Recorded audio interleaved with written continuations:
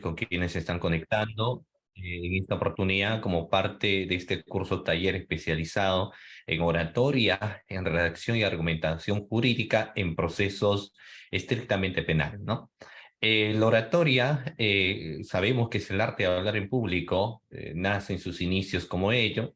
No obstante, la oratoria también permite cómo el abogado tiene que expresarse en el desarrollo de un proceso. En este momento, no solamente en las etapas del juicio oral y sistemas de audiencia, como podría ser una audiencia de tutela de derecho, una audiencia de prórroga de investigación preparatoria, una audiencia en cuestión de proceso inmediato, una etapa intermedia, sino cotidianamente cuando tenga que ser gestor de intereses, ¿no? Cuando tenga que conversar de una forma adecuada con el fiscal, con el juez, con el asistente en función fiscal y viceversa. Cuando el fiscal tiene que atender a los usuarios, es decir, los abogados defensores, también tiene que existir la forma adecuada de poder expresarse, ¿no? Dentro siempre del marco de respeto que tiene que existir. Y todo ello está dentro de lo que viene a ser el uso de la oratoria, ¿no? La oratoria es importante. Es más, cuando hablábamos de un contexto de oratoria,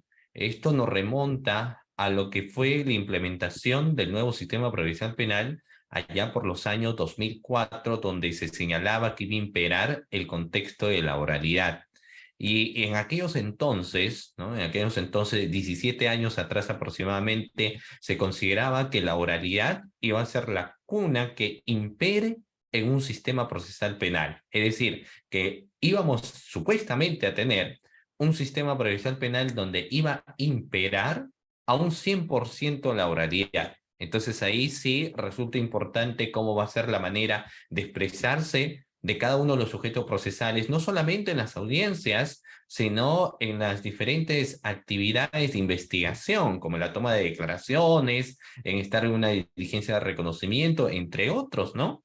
Pero sabemos que nuestro sistema procesal no es de un corte puramente oral, ¿no? Sino que tenemos un sistema denominado un sistema mixto. Al ser el sistema mixto, entonces la forma de expresarnos, el conocimiento de las técnicas de litigación oral, la oratoria y la argumentación juegan un rol muy importante, pero que se verá cuando el fiscal o el abogado tenga que empezar a verbalizar, es decir, cuando tenga que empezar a dirigirse en el caso de las audiencias al juez, la forma correcta de expresarse, la forma correcta de comunicarse, el conocimiento de las técnicas de litigación oral, es decir, la elaboración de los alegatos, interrogar, contrainterrogar, objeciones, entre otros, y también los contextos de argumentación.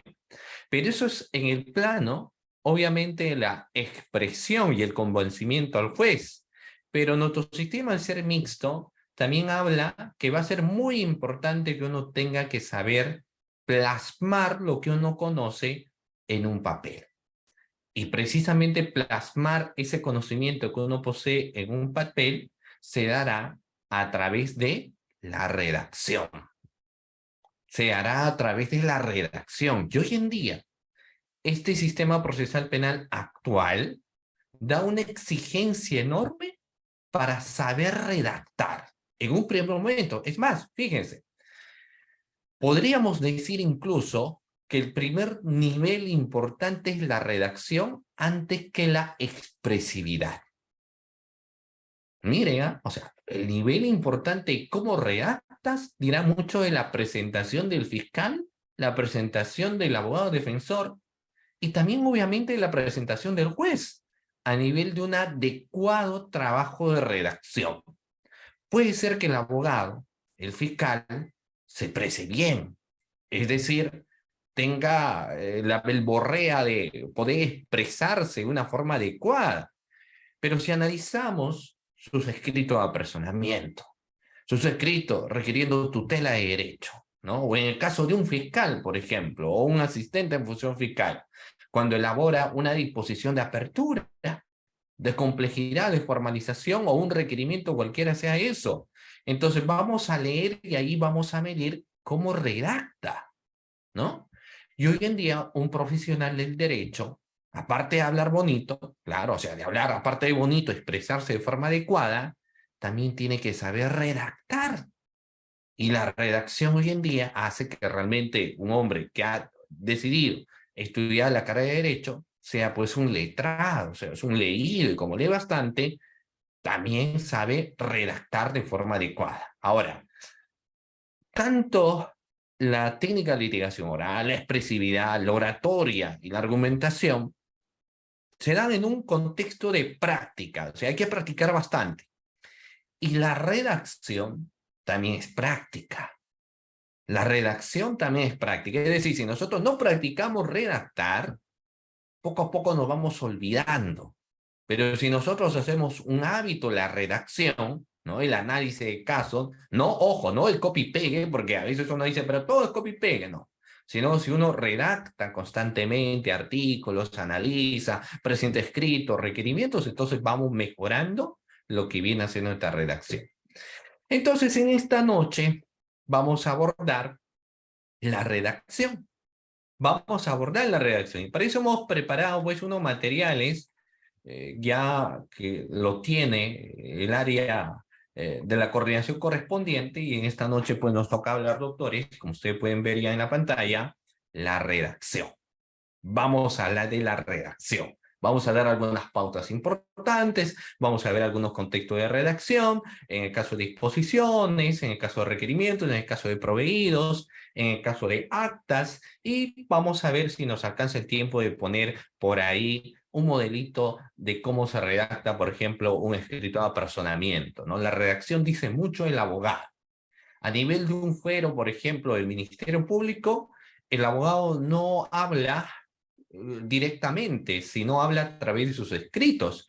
Entonces, si el escrito de apersonamiento no está debidamente redactado, si los escritos mediante el cual peticiona algo tampoco están debidamente redactados, entonces obviamente esto dice mucho, pues, ¿de quién? Del abogado. Y también va a decir mucho del fiscal, ¿no? Si su apertura de investigación no está muy bien redactado, no está muy bien elaborado su complejidad, no está muy bien la formalización, el archivo, entonces todo ingresa por lo que leemos.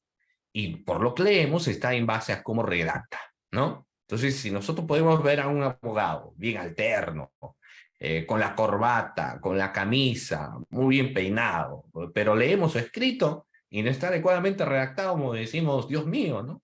O sea, por fuera flores y por dentro temblores, ¿no? O sea, el escrito dice mucho. Entonces, vamos a ver cómo, por eso es que es hoy en día muy importante saber la redacción. Una de las cosas, pues, doctores, que hacen los abogados, los estudiantes de esta hermosa carrera de Derecho, es precisamente redactar, ¿no? Y es lo primero que vamos a hacer, por ejemplo, en un contexto de proceso de investigación. Vamos a partir por lo siguiente, conocer algunos de los escritos que uno presenta inicialmente. Vamos, ustedes saben que pueden participar a través del chat, ¿no? Y les voy a lanzar la siguiente pregunta. ¿Qué es lo que un abogado defensor redacta en un proceso?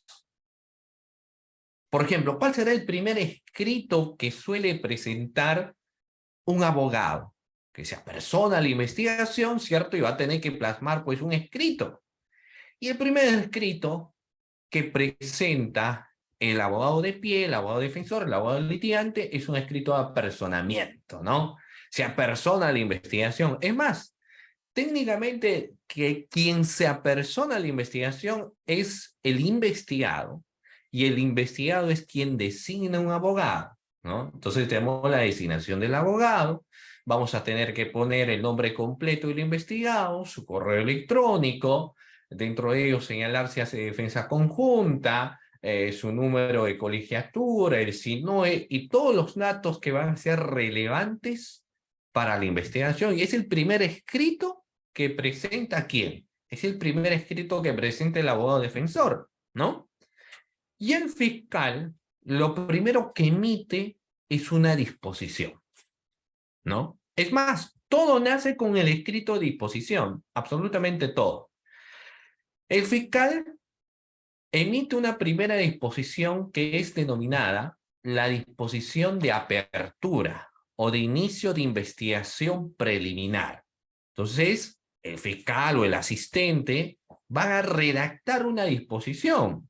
Y esa redacción tiene que estar debidamente escrita, respetando los signos de puntuación, respetando obviamente en ese sentido la ortografía, ¿no? La forma de redactar, el uso de los conectores lógicos, el uso del punto, el punto y coma, ¿no? El entendimiento del escrito. Entonces todo nace con una disposición de apertura. En base a esa disposición de apertura, entonces el abogado que recibe dicha disposición lo que hace es presentar un escrito de qué, un escrito de apersonamiento, ¿no? Muy bien, entonces lo primero, ya que es presentar muy bien el escrito. Por ejemplo, en el ámbito fiscal, como les estábamos hace un momento señalando, uno recibe el escrito de apersonamiento y uno dice, a ver, vamos a verlo, vamos a leer, puede ser un estudio jurídico reconocido, pero el apersonamiento, pues la redacción no está de forma adecuada, ¿no? Vamos a verlo. Después de ese escrito de apersonamiento, doctores, ¿qué otro escrito se suele presentar en el ámbito penal? Claro, alguien dice, podemos presentar un escrito de denuncia, sería, ¿no? Escrito de denuncia, apersonamiento. Después del escrito de apersonamiento, otro escrito frecuente también que se suele presentar, doctores, es un escrito para reprogramar una declaración, ¿no? Porque uno asume recién el caso, entonces lo que en ese momento es presentar un escrito a través del cual solicita nueva fecha y nueva hora para la toma de una declaración. Entonces tiene un escrito planteando ¿qué? Planteando la reprogramación de la declaración. Ese escrito tiene que estar fundamentado y argumentado adecuadamente. Porque si alguien te presenta un escrito y te dice, quiero reprogramar la diligencia, entonces uno analiza el escrito y si ve que no dice absolutamente nada más, entonces infundado la petición de reprogramar la declaración. ¿Por qué? Porque cuando alguien pide y solicita, porque es una solicitud obviamente al fiscal, que se reprograme la declaración, tiene que fundamentar. O tendrá que señalar que quizás previamente a la apertura de la investigación, tu defendido ya tenía pues otra diligencia que tenía que realizar, o tu testigo se ha puesto mal, entonces está en el hospital, solicita la reprogramación, ¿no? O recién te estás apersonando al proceso, entonces recién estás teniendo conocimiento y efectos de realizar una adecuada defensa, entonces solicita la reprogramación. Pero ese escrito de reprogramación tiene que estar debidamente motivada, es decir, tiene que estar debidamente redactada, ¿no? Hay que redactar muy bien. El fiscal también, porque cuando el fiscal, por ejemplo, tiene lo que se conoce un caso simple y luego de ese caso simple considera, por ejemplo, declararlo complejo, ¿no? Muy bien. Un caso declarado complejo, el Código Procesal Penal establece que un caso podemos declararlo como tal complejo, pero hay que motivar. Entonces, si hay que motivar, hay que redactar muy bien, sobre todo en esa motivación de señalar el por qué el caso se está declarando complejo, ¿no? ¿Cuál es la razón, la circunstancia de la complejidad del caso? Eso se tiene que plasmar, ¿no? Eso se tiene que señalar. Entonces, luego el abogado puede solicitar una excepción de improcedencia de acción con un escrito primigenio, una tutela de derecho con un escrito primigenio, puede solicitar varias cosas, pero todo esto va a estar plasmado en un documento. Entonces vamos a tener que ver en esos casos los tópicos, obviamente, una adecuada redacción y durante todo el proceso siempre estamos redactando, siempre estamos redactando. ¿Cuál es el enemigo de la redacción? Lo que se considera el famoso copy-pegue, porque uno lo que dice es modelito, ¿no? Y cambias algunos datos. Y si el modelo está pasado mal, entonces todo está mal, ¿no? Entonces uno, como lee, vas entendiendo, pero si no se respetan el punto, en punto y coma, entonces no vamos a entender la pretensión que puede decir. Entonces, hay que buscar, obviamente los modelos solo son una especie de guía para conocer algunos puntos importantes, etcétera, pero jamás un modelo va a suplantar a todo lo que se va lo que se va a poner. Ahora, es cierto, ¿sí? Es cierto que muchos de los escritos que se van a tener que presentar procesalmente tienen una redacción que es suficiente con señalar datos, como el escrito de apersonamiento. O sea, el escrito de apersonamiento, lo que nos interesa es la firma del investigado, la firma de los abogados que van a participar, que nos señale su domicilio procesal, su correo electrónico, su número de celular, que es lo que finalmente nosotros vamos a consignar en el desarrollo del proceso de investigación. O sea, no es necesario ahí que nos ponga pues planos jurisprudenciales, ni nos parafrasee, porque lo más importante en un escrito de apersonamiento es los datos, ¿no? En cambio, un escrito solicitando reprogramación de la declaración, entonces lo que ahí sí resulta siendo importante es que me motive, ¿no? Que fundamente el por qué requiere una reprogramación de la declaración. En el caso, en cambio, de las escritularidades a nivel fiscal, al ser el fiscal el titular del ejercicio de la acción penal, las exigencias son mayores, ¿no? Las exigencias son mayores, porque si el fiscal va a iniciar una investigación, tiene que redactarme los hechos de forma adecuada, que a través del cual se evidencie pues, alguna duda o un indicio de la presunta comisión de un hecho delictuoso. Pero me tiene que redactar bien. No me puede hacer un copy-paste y no debe hacer un copy-paste. Si el fiscal va a declarar complejo, entonces va a tener que redactar adecuadamente, fundamentando la causalidad de complejidad. Si el fiscal va a formalizar, entonces tiene que redactar con mayor exigencia, porque incluso hoy en día se pide que una formalización de investigación preparatoria esté redactada como si fuera prácticamente ya una acusación. O cuando se va a redactar un archivo, ustedes saben que el archivo ya es para cuando una persona pues considere o considera que el hecho no constituye delito, no existen indicios para poder formalizar, ¿no? O sea, lo que se señala, por ejemplo, la sospecha reveladora no existe, entonces todo eso tiene que plasmar cuando redacta un archivo, ¿no? Y obviamente, si el fiscal luego va a acusar, tiene que estar muy bien y adecuadamente redactado. Si va a requerir una prisión preventiva, entonces siempre vivimos, doctores, con documentos. Siempre, por ende, el abogado tiene que saber redactar de forma adecuada, ¿no? Ahora, vamos a ver. Siguiente. Vamos a ver, fíjense, algunos aspectos importantes en el contexto de la redacción, ¿no? Porque hay escrito y escrito que nosotros vamos a plasmar, ¿ya? Muy bien. Las oraciones, doctores, las oraciones no tienen que ser demasiado largas, ¿ok? No debemos tener oraciones que sean demasiado largas. Lo recomendable es agrupar en párrafos de 4 o 5 líneas, luego el punto aparte, un párrafo de 4 o 5 líneas, entonces agrupar nuestro escrito a través del párrafo. Por ejemplo, si vamos a hacer un archivo, entonces tenemos que agrupar un párrafo. Si tenemos que hacer un sobrecimiento en párrafo, si una acusación en párrafo, si vamos a resolver una REA, es decir, un recurso de elevación de actuado, también lo redactamos en párrafo. Si la defensa va a presentar un escrito a través de la cual explica su fundamento para un archivo, entonces tiene que estar redactado también en párrafo. A veces el problema está de que te pueden presentar un escrito a través del cual peticionan, por ejemplo, el archivo, pero tú lees el escrito y tú ves que las dos caras no tienen un punto aparte. Entonces te pierdes, ¿no? Te pierdes ahí, incluso no hay una coma. Entonces, el escrito que te han presentado es supuestamente para que hagas una valoración y luego termines archivando un caso, pero al final la mala redacción hace que quizás poco o nada ese escrito que se ha presentado vaya a ayudar, ¿no?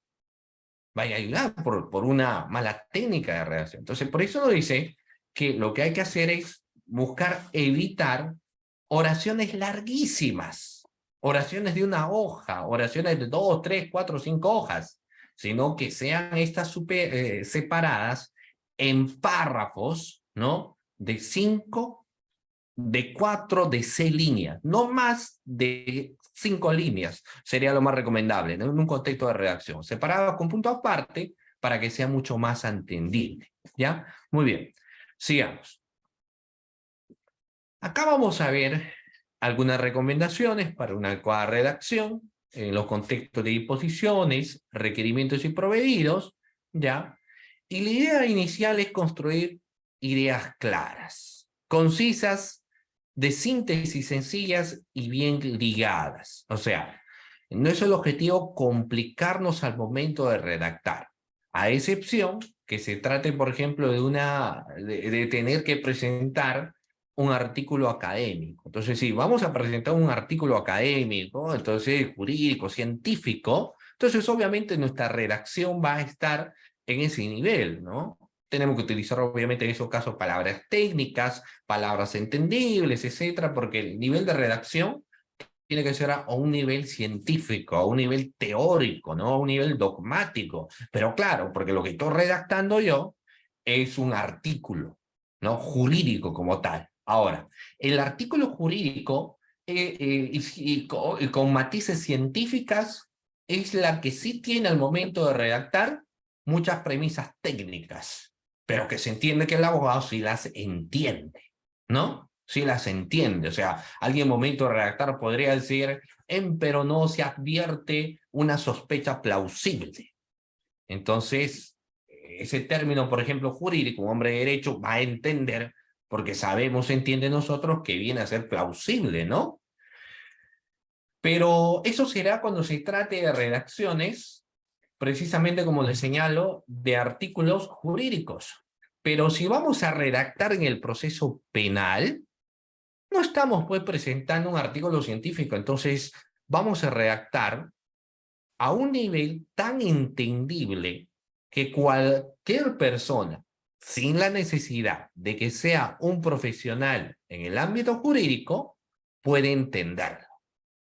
Y pueda decir, ya sé de qué trata, ya sé cuáles son los hechos. O sea, el nivel y la exigencia de redacción tiene que llegar a un nivel de entendibilidad, ¿no? O de entendimiento que cualquier persona que no necesariamente sea un profesional del ámbito jurídico puede entenderlo.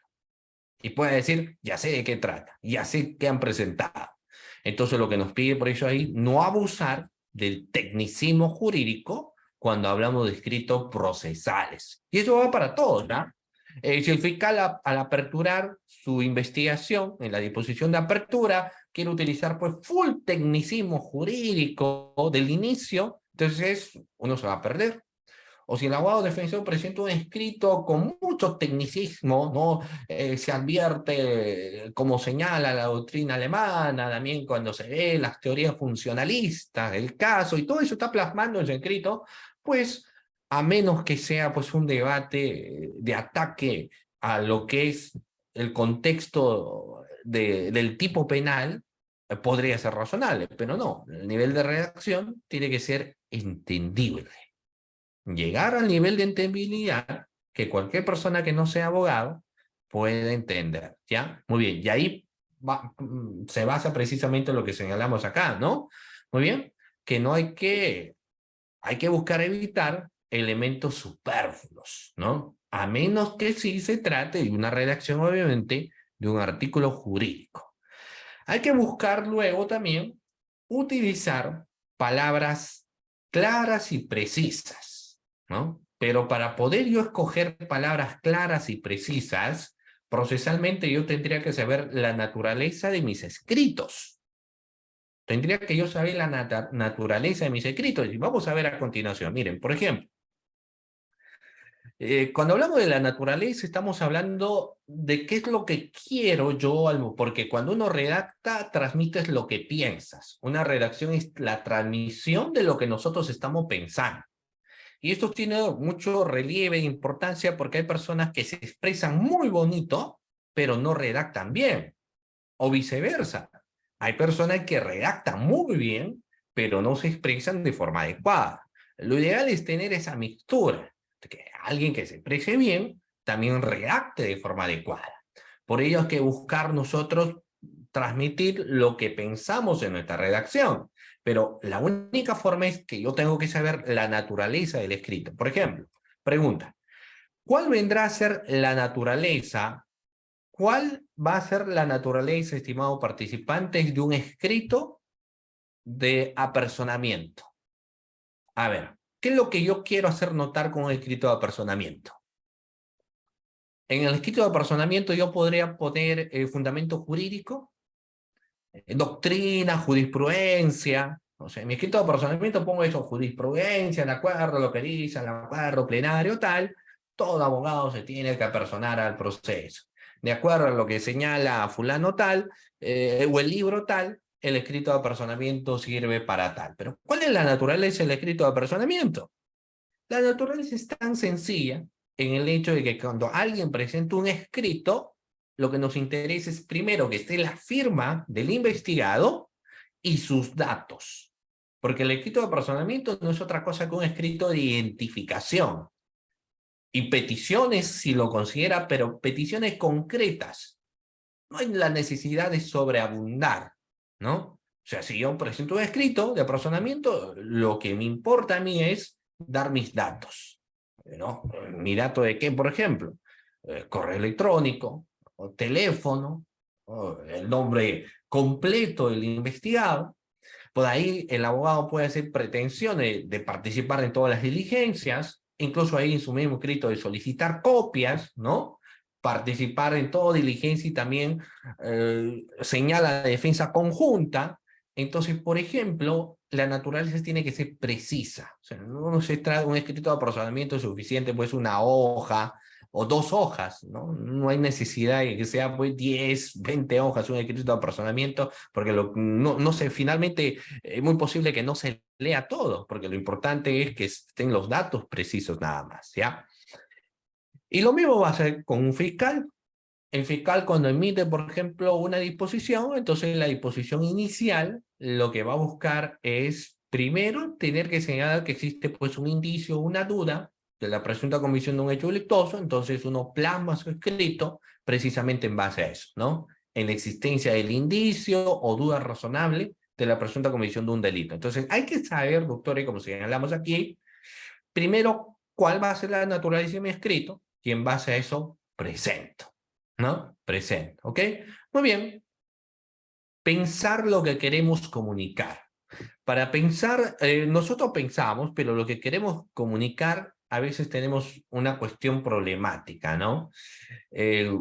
Muchos de nosotros podría pensar y decir, bueno, yo quiero transmitir esto, yo quiero plasmar esto al juez, quiero plasmar esto al fiscal, o el fiscal mismo, quiero presentar mi apertura teniendo en cuenta esto, declarar la complejidad, la formalización del archivo, pero hay que buscar dentro de ello técnicas como de resumen, datos importantes, previo a una redacción. Ya cuando vamos teniendo más práctica, entonces es mucho más fácil irnos de frente a la redacción. Pero al inicio hay que entender, ¿no? Y eso lo vamos a ir viendo más adelante. Pero hay que buscar comunicar lo que nosotros queremos pensar. Ahora, aquí ingresamos en un aspecto ya de cuestiones a las cuales resulta siendo muy importante para redactar, ¿no?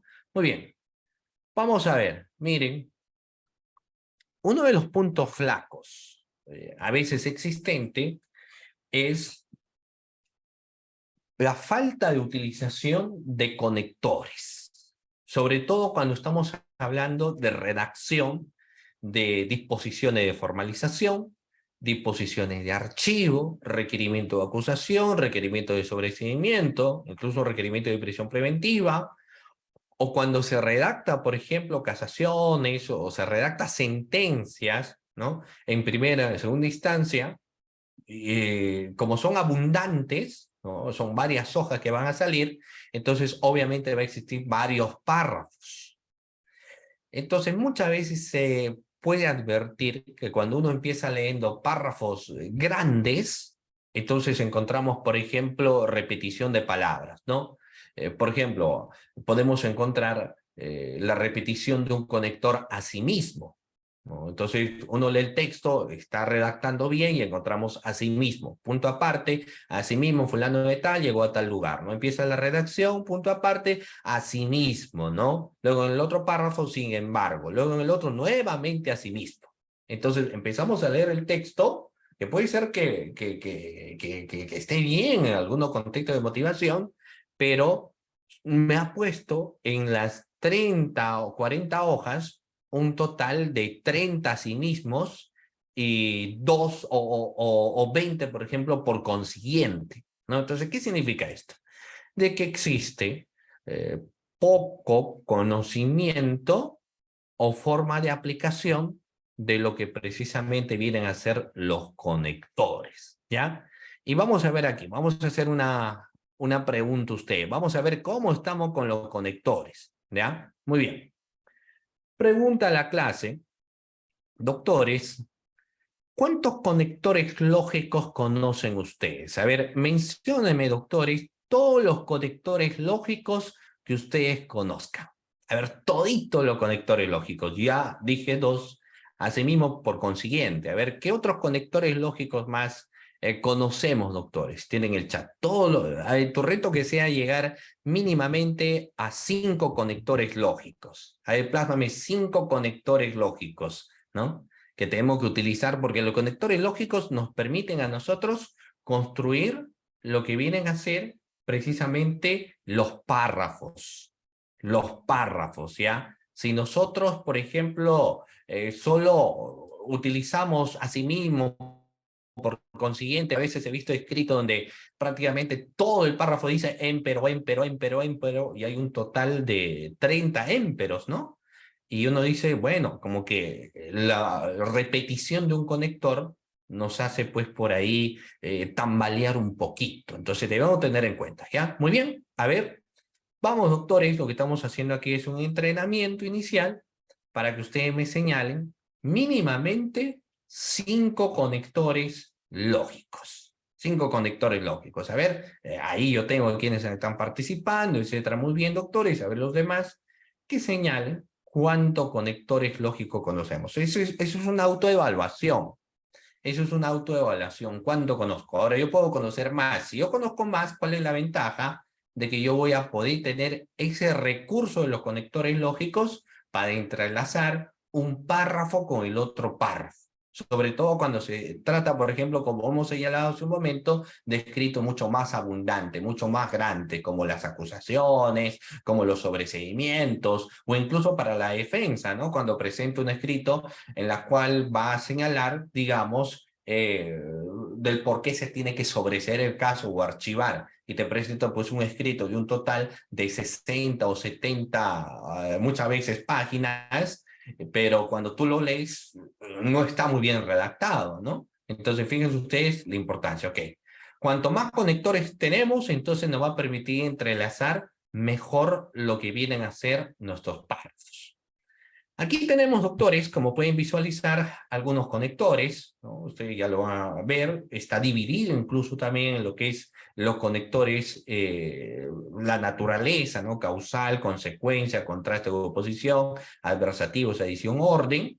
Y lo otro es la función también, ¿no? Por ejemplo, la causal nos permite señalar pues el motivo, la razón y su efecto, la consecuencia anuncia lo que sí, el contraste señala la relación y así.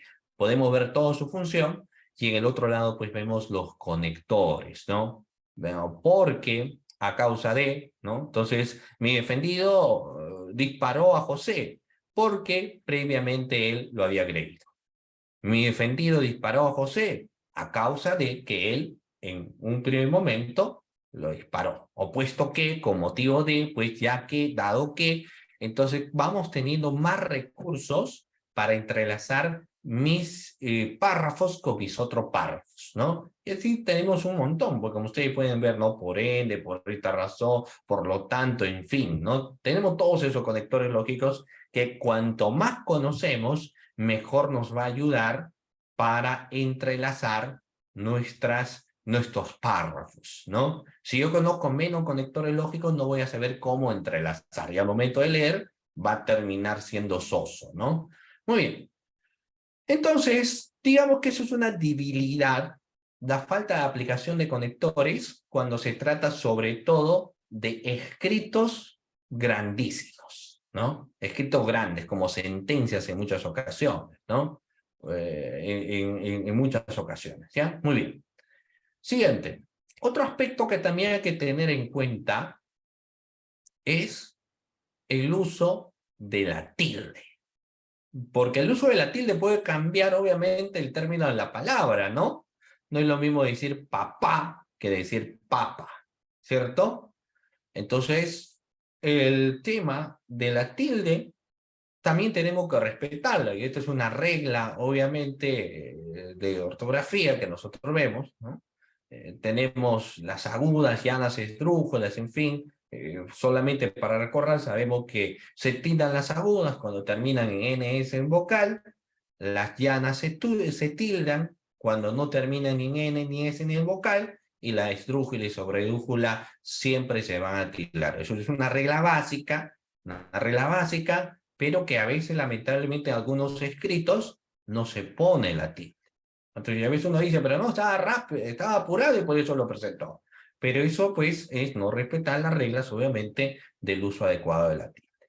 Otro aspecto más, doctores, es el punto, ¿no? Existen unas reglas básicas, también es necesario saber, ¿no? Hay que poner cuándo ponemos el punto, respetar el punto, no abusar tampoco del punto, ¿no? A veces uno hace un párrafo y ya pone punto, otro párrafo un punto, o sea, todo te llenas de puntos, no. O sea, la regla es que por lo menos antes de un punto tengamos tres, ¿no? 3 o 4 párrafos, mínimamente 4, digamos. Entonces, recién podemos empezar con otro punto para que sea más entendible nuestra oración, lo que queremos comunicar, ¿ya? Muy bien, y el uso de la coma, ni qué decir, como ustedes pueden ver, pues hay una gran variedad de uso de la coma, el punto y coma, ¿no? La coma vocativa, en fin, todas esas son reglas, como ustedes verán, que hay que conocerlas necesariamente o memorizarlas si cae, digamos, el término, porque si yo no conozco el uso gramatical, entonces lamentablemente puedo que transmitir muchas cosas, pero nunca la vamos a poder hacer porque no hay un respeto a las reglas pues, de la coma, el punto y coma, la diéresis y todo lo demás, ¿no? Muy bien, entonces esas son reglas básicas que se entiende en un primer momento tenemos que conocer. Una vez que nosotros ya conozcamos todo eso, entonces recién nos podemos preocupar para ya de redactar escritos en un proceso penal. O sea, recién tengo que saber eso, dominar, para que tenga obviamente una adecuada redacción, con uso ortográfico adecuado, ¿no? Muy bien.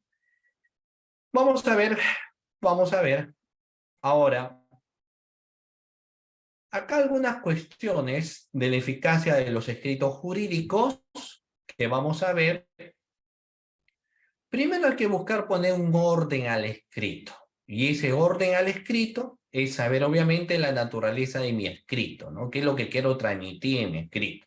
Lo recomendable es separar las cosas. Yo en un mismo escrito no puedo llenar todo, ¿no? Yo no puedo presentar un escrito y dentro de ese mismo escrito empiezo a argumentar de que se sobresea el caso, por ejemplo, ¿no? O en escrito de apersonamiento ya solicito que se archive, no.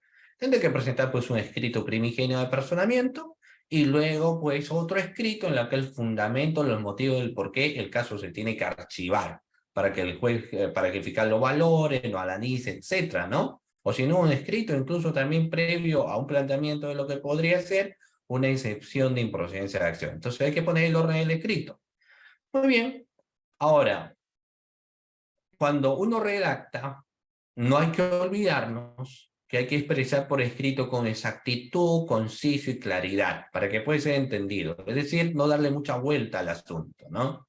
Si yo voy a presentar, como le decía hace un momento, un escrito de apersonamiento, lo importante es saber los datos. Es innecesario si yo empiezo a señalar la jurisprudencia tal, el acuerdo plenario tal, el libro tal, el debido proceso señalado. O sea, es innecesario porque lo que es importante en ese momento es entender que la naturaleza de un escrito de procedimiento es tener los datos concisos de quién está siendo investigado. Y si yo dentro de ello quiero, por ejemplo, fundamentar algo, lo preferible es que lo haga en otro escrito, ¿no? Tercero, se tiene que organizar mentalmente las ideas antes de escribirlas, es decir, la relación de ideas. Pero eso sobre todo cuando trabajamos escritos más profundos, como un archivo, ¿no? Como un sobreseimiento o como una acusación, ¿ya?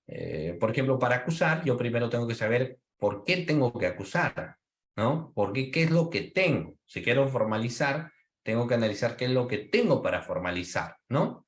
Muy bien. Siguiente. Luego nos dice, no hay que transcribir algunas incoherencias en la sintaxis, ¿no? En la sintaxis, perdón. ¿Esto qué quiere decir? de que a veces utilizamos términos que ya no son necesarios. Por ejemplo, mira, un típico caso que uno comete a veces cuando redacta un escrito. Y dice, muy bien, estamos en este caso donde Ricardo puso una sustancia prohibida en el vaso de la víctima y después de ello subió arriba para encontrarse con su hermana. Entonces ahí identificamos, ¿no? Subió arriba. ¿Qué es lo que está mal, doctores, de esa redacción? Subió arriba. O está muy bien, por ejemplo, si tú encontraras, ¿no?, dentro de un texto ese término que señala subió arriba. ¿Estará bien, doctores? ¿Subió arriba? ¿O sería suficiente con decir subió, no? Claro, sería suficiente con decir subió. Porque obviamente nadie sube pues abajo, ¿no? Entonces simplemente la persona subió y se encontró. Pero a veces en el texto que presenta dice subió arriba. Y así necesario, ¿no? O a veces hay escritos donde uno puede plasmar ingresó adentro. Y luego dice, después de disparar, la persona ingresó adentro, en su casa todavía ponen, ¿no? Ingresó adentro en su casa. Y ya están poniendo ahí. Entonces, ingresó adentro en su casa. Suficiente sería decir ingresó, ¿no? Suficiente ingreso. O cuando señalan, por ejemplo, se tiene que hacer una necropsia al cadáver. ¿Has escuchado eso? ¿No? Se dice, bueno, vamos acá la necropsia del cadáver. O sea, ¿a quién más se va a hacer la necropsia? ¿A un vivo? No, ¿no es cierto? Entonces, obviamente la necropsia se va a realizar en un cadáver. Pero cuando uno empieza a leer, entonces hay un tema de redundancia, ¿no? Entonces, no es necesario, pues, tener en cuenta también ello. Ahora, hay otros aspectos que por su misma necesidad, si uno lo va plasmando, ¿no? Como tal. Por ejemplo, funcionario público. Es un término que está acuñado como tal, incluso en la Real Academia, en el caso de las redacciones también. Entonces a veces uno dice, pero es suficiente con decir funcionario. Sí, pero existen ciertas reglas que se permiten, como en este caso, ¿no? Funcionario público. Ya de por sí, bueno, se entiende, podrías poner sencillamente funcionario, pero si pones funcionario público, también está bien, ¿ya? Muy bien, existen determinadas excepciones. ¿De acuerdo? Muy bien. Muy bien, luego nos dice, bueno, eso lo hemos señalado también, que toda redacción debe expresar en el escrito un suceso o pensamiento respecto a las conductas relacionadas con las normas que regulan del hombre social. Lo vamos a ir viendo más adelante, y el lenguaje que utiliza el abogado en la redacción de su escrito debe distinguirse de la redacción general o literaria. Pero eso sí, depende. Porque si yo voy a hacer un escrito jurídico, entonces ahí sí, ¿no? El término que puedo utilizar será rebuscado. Pero si yo voy a hacer un escrito durante el proceso, entonces tiene que ser entendible, ¿ya? Muy bien, vamos a ver. Vamos a empezar entonces la redacción de algunos escritos jurídicos. Y vamos a empezar cómo se redacta una disposición fiscal, ¿no? Una disposición fiscal. Pero para yo saber redactar una disposición fiscal, yo primero tendría que saber qué es una disposición, ¿no? Tendría que saber una disposición. Por eso que yo pregunto a la clase, a ver, doctores, a los cerca de 108 personas que se encuentran presentes en esta sesión, ¿qué vendrá a ser, doctores, una disposición? Imagínate si eres fiscal o asistente, o incluso también un abogado defensor, obviamente en materia penal, tiene que saber qué es una disposición. Porque claro, el fiscal tiene la obligación de redactar adecuadamente, pero la defensa también, quien conoce los matices de redacción, podría darse cuenta de una mala redacción en la disposición fiscal, ¿no? Entonces, ¿qué vendrá a ser una disposición?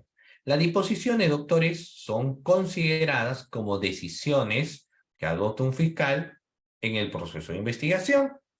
Existen una gran variedad de disposiciones que ustedes pueden visualizar acá, las que aperturan, las que amplían, las que declaran compleja, las que dan un principio de oportunidad, archivo, las de investigación preliminar, ampliación de plazo, formalización y continuación, entre otros. Es más, el artículo 326 tiene como base legal que durante el desarrollo del proceso de investigación, el fiscal plasma en una disposición. Entonces tenemos las disposiciones. Existen varias disposiciones, pero en esta noche vamos a aprender a elaborar una disposición bastante frecuente, como es una disposición de apertura o de inicio de investigación. ¿Ya? Muy bien. Para ello, vamos a ver algunas cuestiones importantes iniciales que uno tiene que dar en cuenta, porque cuando llega una denuncia, ¿no? Existen denuncias, bueno, por lo general, no todas las denuncias tienen un filtro, una adecuada redacción, pero lo interesante, o lo importante, mejor dicho, es que cuando alguien presenta una denuncia, tenga que generar un indicio o una duda razonable para la apertura de la investigación. Si ya tenemos ese indicio, duda razonable en la presunta comisión de un hecho de investigación, entonces recién empezamos a ver un formato. ¿Cuál es el formato? Y se van a dar cuenta que no es complicado. Miren, vamos a ver, ¿ya? Pero primero yo tengo que definir lo siguiente, que para iniciar una investigación, ¿qué se requiere, doctores? ¿Qué se requiere en el ámbito procesal para iniciar una investigación? Para iniciar una investigación se requiere un indicio o duda razonable. O sea, con eso, más que suficiente. Cuando uno va a redactar una disposición de apertura, tiene que saber qué indicio o duda razonable. Y para ello hay que plasmar una adecuada redacción. El formato propuesto parte de los datos de identificación. En los datos de identificación, doctores, va la sumilla en la apertura. Los datos de identificación, la sumilla. Y se empieza, por ejemplo, con el número de la carpeta, ¿no? El número de la carpeta siempre se pone en la parte de arriba. Puede ser el número 450-2018, 350-2025, 430-2016. Entonces se va poniendo el número de la carpeta, ¿no? En la parte posterior. Ahí dice el número de la carpeta. O algunos suelen denominarlo también expediente judicial, pero en una disposición de apertura, el término que vamos a encontrar es el número de la carpeta. Luego nos señalan nombre del imputado o los imputados, entonces tendremos que poner el nombre completo, ¿no? Juan Pepito López o Ricardo López Gutiérrez, por ejemplo, el nombre completo, sus dos nombres también, en el nombre de imputados. Ahora, ¿qué sucede si yo tengo un promedio de 40 personas que están siendo imputadas, ¿no? Por ejemplo, en un caso de crimen organizado. No será necesario en esos casos tener que poner el nombre pues, de los 40. Es innecesario. Solo tendré que poner de 2 o de 3 y otros. Suficiente, ¿no? No es necesario poner los 40. Ahora, ¿y qué sucede, doctores, si llega una denuncia que me genere una duda o un indicio para aperturar una investigación, pero, por ejemplo, no tengo identificado al autor o los presuntos autores de un hecho delictuoso? La pregunta es, ¿qué tendría que poner en esos casos, doctores, cuando se señala nombre de imputado? Si yo no conozco quién es el imputado, ¿cuál es el término que uno podría poner? A ver. Claro, tendríamos que poner, miren, y ahí ingresa algo bastante interesante. ¿Ponemos LQR o ponemos los que resultan responsables? A ver, ¿ponemos LQR o ponemos los que resultan responsables? ¿Qué opinan? ¿Cuál de los dos ponemos? ¿O los dos serían válidos?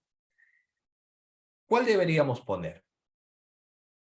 Para responder eso les voy a decir lo siguiente. Un escrito de apertura, ¿para quién va dirigido? ¿Para quién va dirigido, doctores, una disposición de apertura? Para que lo entienda quién. Para que lo entienda el abogado, el investigado o ambos. O para que lo entienda el juez. Una apertura. El artículo 71 nos habla de los derechos del imputado. ¿Ya? El artículo 71 nos habla de los derechos del imputado. En estos derechos del imputado nos dice el segundo párrafo que se le tiene que hacer saber de manera clara y comprensible, tiene derecho a saber qué se le imputa, ¿no? El artículo 71 establece ello. Entonces, obviamente, las redacciones van dirigidas en los hechos, ¿para quién? Para que el investigado sepa sobre qué se le está investigando, conozca. Por eso es que si yo lo pongo, digamos, ¿no? Bueno, en el caso del denunciante, qué sé yo, o cualquier otra persona, obviamente el abogado va a entender pues, qué es LQR, pero si yo lo pongo LQR, cualquier otra persona que no sea abogado no va a saber pues qué es LQR, ¿no? Entonces lo recomendable es que pongamos lo que resulta responsable, ¿no? Entonces, para que sea entendido. Y eso pondremos en el nombre del imputado. El nombre del agraviado. Ahora, doctores, siguiente pregunta. ¿Y qué pasa si el agraviado? Porque hay que poner el nombre del agraviado completo, por supuesto que sí. Por supuesto que sí, pero existen excepciones. Por ejemplo, ¿y qué sucede si el agraviado está siendo investigado por un delito contra la libertad sexual? Tendré que poner su nombre, doctores, ¿no? O sea, el agraviado por un delito de violación. Entonces yo pondré, por ejemplo, ahí el nombre Ricardo Gutiérrez Espinosa, por ejemplo, es el autor, ¿no? Y el agraviado, no, en el agraviado tendré que poner sus iniciales porque hay que salvaguardar la integridad. Entonces el nombre del agraviado será los iniciales.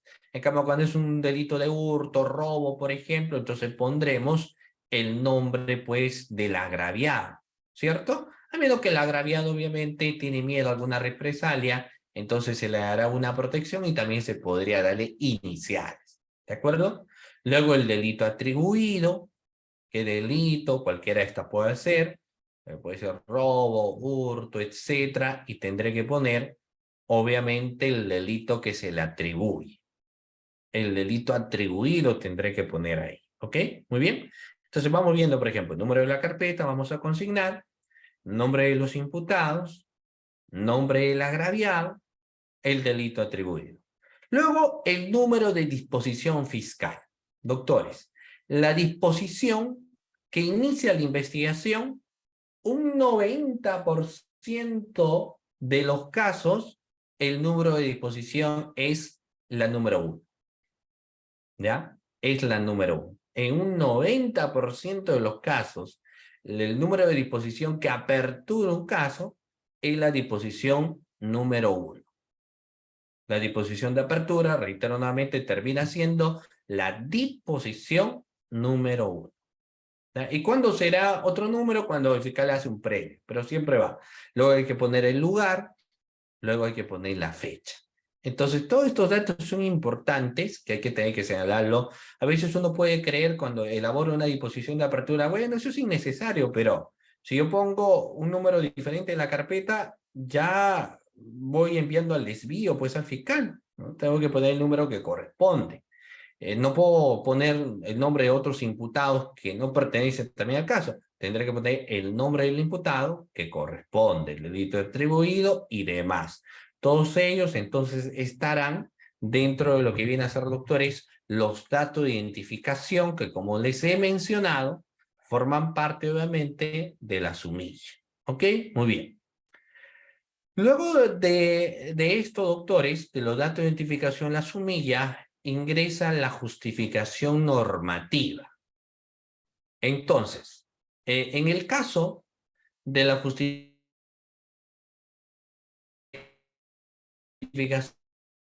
normativa, que se va a señalar lo que la norma establece, porque la justificación normativa sí es una copia de lo que señala el código, ¿no? Por ejemplo, para una apertura, 326, inciso 2, 330, inciso 3, 334, inciso 2 del Código Procesal Penal, señala pues que el fiscal es competente para iniciar de oficio una investigación preliminar cuando tiene conocimiento de un delito perseguido por el Ministerio Público, dentro de un plazo de 60 días, ¿no? Y abajo también es un copy-paste, porque el objeto es realizar los actos urgentes e inaplazables para determinar si han ocurrido hechos eventualmente delictuosos. Entonces, toda esa justificación normativa es una justificación del Código Penal, ¿no? O sea, no hay mucho que hacer ahí porque Es el basamento legal. No vamos a parafrasear el basamento legal a menos que nosotros queremos redactar un libro. Entonces, si nosotros queremos redactar un libro o hacer un artículo de opinión, entonces en ese caso sí podríamos pues parafrasear lo que viene a ser el artículo, ¿no?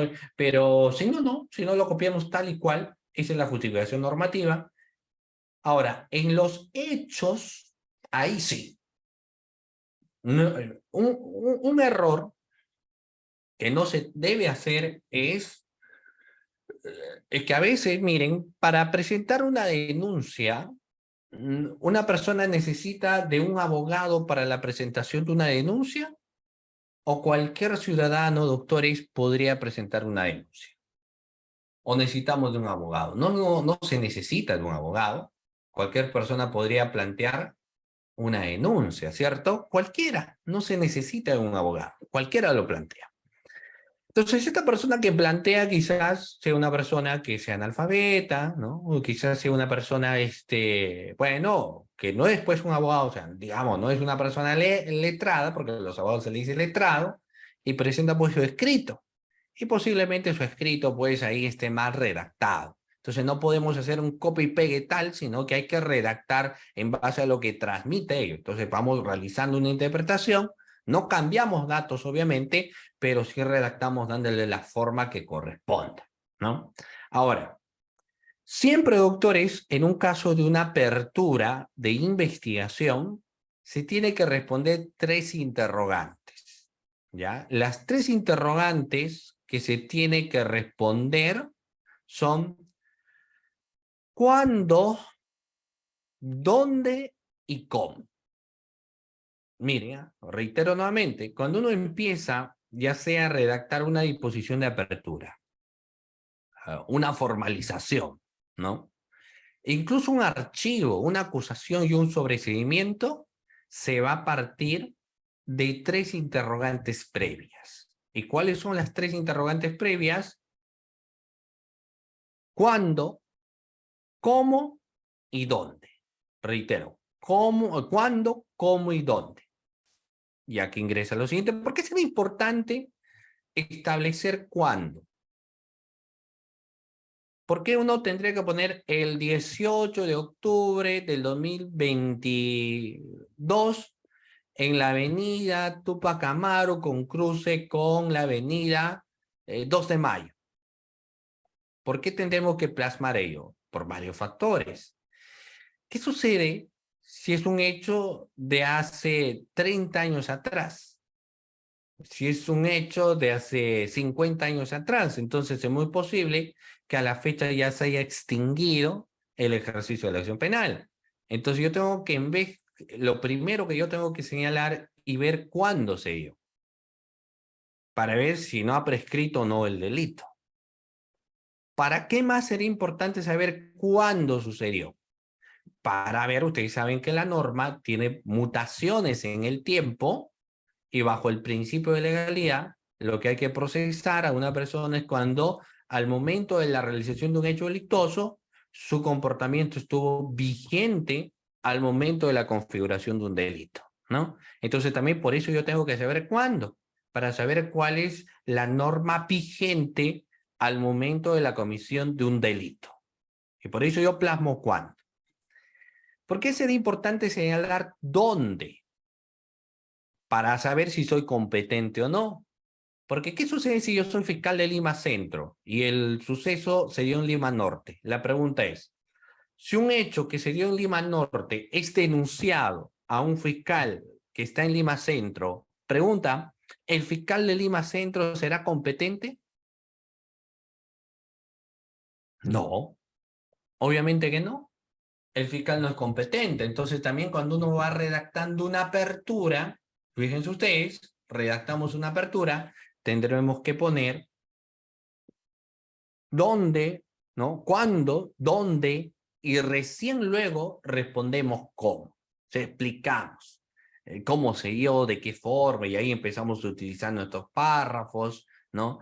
Respetamos el punto, respetamos la tilde, el punto aparte, y explicamos nuestros hechos para que sea entendible, ¿no? Pero partimos obviamente de cuándo, ¿no? dónde, y luego en el cómo empezamos a explicar cómo se dio. Pero de inicio tuvimos ello. No es recomendable empezar de frente haciendo la descripción de los hechos y al final digo, y todos estos hechos se dieron el 18 de octubre en la avenida tal. Digamos, ahí no habría un orden respecto a la redacción, porque en las cuestiones de redacción vamos a tener que empezar, ¿no?, por la fecha del suceso, y luego hay que empezar a señalar el lugar del suceso y luego recién explicamos.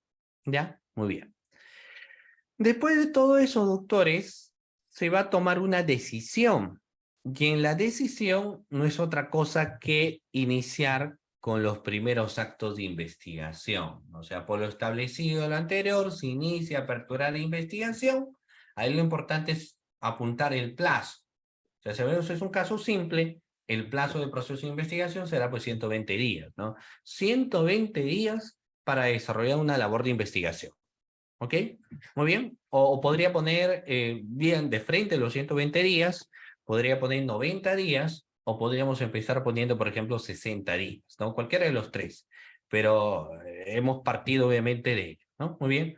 Y luego los diferentes actos de investigación, como son la toma de declaraciones, indagatorias, toma de declaraciones testimoniales, requerir a las instituciones algún documento, etcétera, para poder plasmar dentro de lo que viene a ser mi disposición inicial. ¿Ok? Muy bien, doctores. Entonces, vamos a ver aquí. Esto, doctores, es un formato, entonces, como ustedes han podido ver, un formato inicial de cómo se va a redactar una disposición de apertura. ¿Ok? Vamos a recapitular para que quede claro. Se inicia con los datos de identificación, eso hay que tener en cuenta. La justificación normativa que ya va incorporado, lo que nos interesa es redactar muy bien los hechos, pero vamos a ver si hemos estado atentos. Cuando uno empezaba, doctores, redactando los hechos, teníamos que hacerlo en base a la respuesta de 3 interrogantes. Pregunta, ¿se recuerdan ustedes cuáles eran las 3 interrogantes que tenemos que tener en cuenta para redactar una disposición de apertura? A ver, ¿te recuerdan? Hay 3 preguntas que hay que hacernos, obviamente de forma mental, ¿no?, para iniciar la redacción. Hay 3 interrogantes. ¿Cuáles son, doctores? A ver, vamos a ver. En un momento hemos señalado 3 preguntas. Claro, muy bien. Doctor Edinson, doctora Alondra. Empezábamos señalando, pero el orden es el siguiente, no se olviden. El orden inicial es ¿cuándo?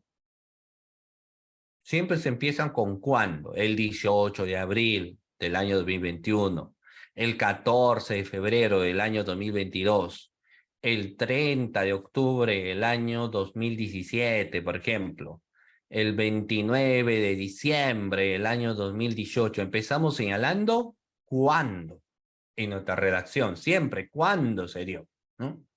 Y luego dónde, ¿no? El 14 de febrero del año 2018, en la casa de Juan, ubicado en la avenida Tupac Amaru, con un cruce, la avenida, por ejemplo, Ricardo Palma. Entonces, voy teniendo esa regla correcta o adecuada al momento, por ejemplo, de formular mi redacción.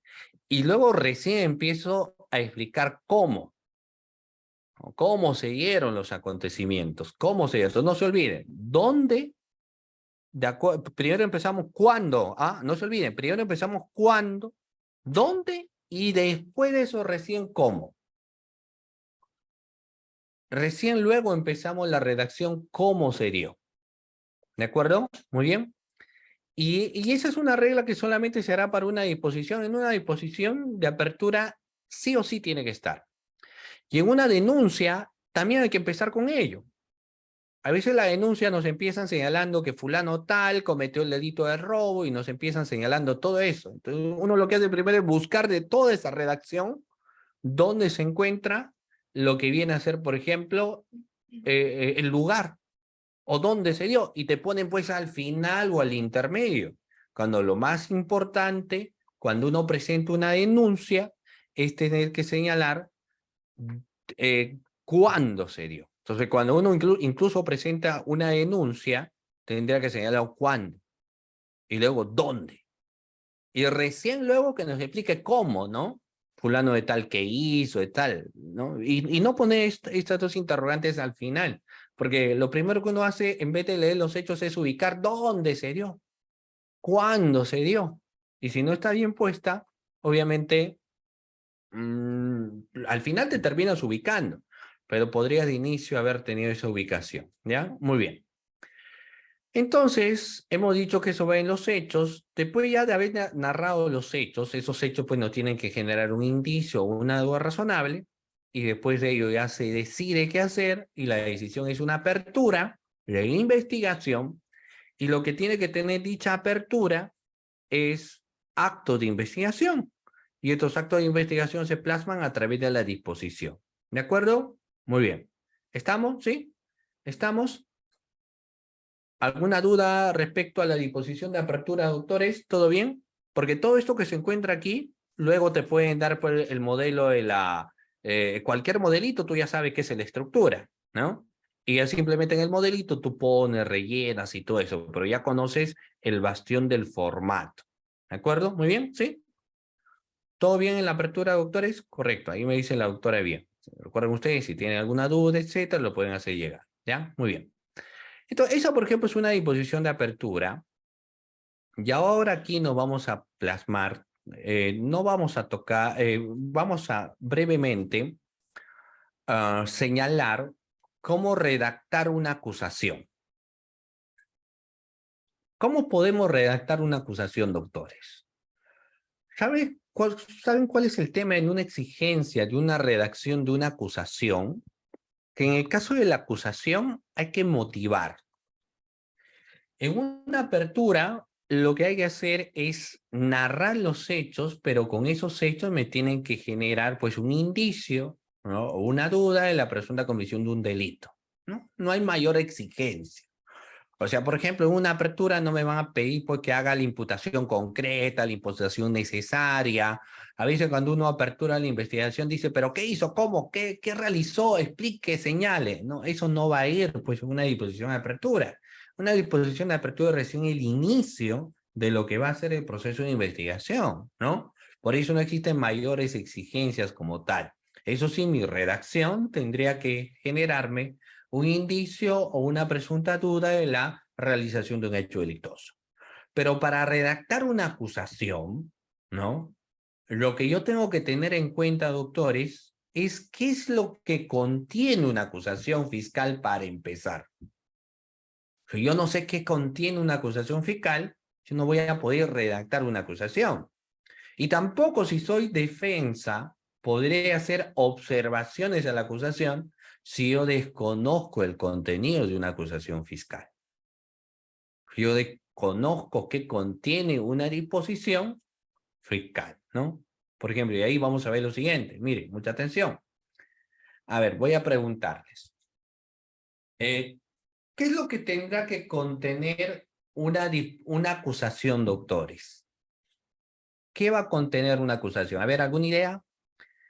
¿Qué va a contener una acusación?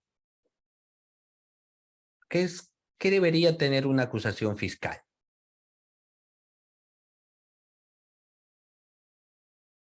Acá vamos a ver, miren. El artículo 349 del Código Procesal Penal me habla del contenido de la acusación. El 349 del Código Penal, doctora, reitero nuevamente, me empieza señalando lo que tiene que contener una acusación. Y me dice, incluso al inicio me da una regla de exigencia, porque me dice, la acusación debe ser debidamente motivada. Debidamente motivada, ¿no? Eso nos señala. Y luego nos menciona que la acusación va a contener, primero, y ahí ponen literales, uno, los datos que sirvan para identificar al imputado, conforme en el numeral 1 del artículo 82. Es decir, En una acusación tiene que estar el nombre o los nombres de los acusados, nombres completos, documento nacional de identidad, la edad que tiene el acusado, el estado civil que tiene el acusado, que podría ser casado, soltero, viudo, divorciado, etcétera, el estado civil. También se tiene que señalar su domicilio procesal, ¿no? Su domicilio real, el nombre de su abogado, el teléfono, correo electrónico y demás datos relevantes para su adecuada identificación. Todo ello lo vamos a encontrar dentro de los datos que precisamente sirven para identificar a quién es imputado, ¿ya? Muchas veces la acusación devuelve precisamente porque no cumple la forma la acusación.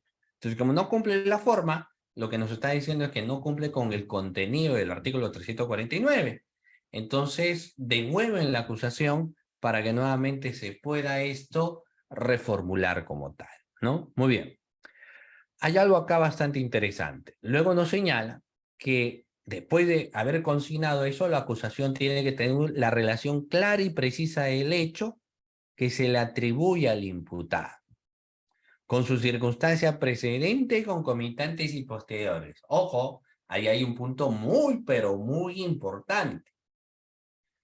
Miren, el 349, en el contenido de la acusación, para poder redactar primero yo tendré que establecer las circunstancias. Y dentro de las circunstancias tendré que plantear cuáles vienen a ser precisamente aquellas circunstancias precedentes, las circunstancias concomitantes y las circunstancias posteriores, ¿no? Muy bien. Aquí ingresa mi pregunta, doctores. ¿Qué vendrán a ser las circunstancias precedentes? A ver, ¿qué vendrán a ser, estimados participantes, las circunstancias precedentes? A ver, vamos a ver, lo voy leyendo, ¿ya? Vamos a ver, ¿qué vendrán a ser las circunstancias precedentes? Claro, mira, pero vamos a ver, miren, porque en realidad todos son sucesos que ya ocurrieron. Las circunstancias precedentes no es otra cosa que los antecedentes. Muy bien, claro. Los antecedentes del hecho son los precedentes, ¿no? Entonces yo, por ejemplo, si estoy ante un delito de homicidio, yo en la narración de los hechos precedentes tendré que establecer, por ejemplo, el autor ha sido Pepito, entonces yo tendré que señalar quién es Pepito, ¿no? Pepito, un joven de 28 años, de profesión abogado, ¿no?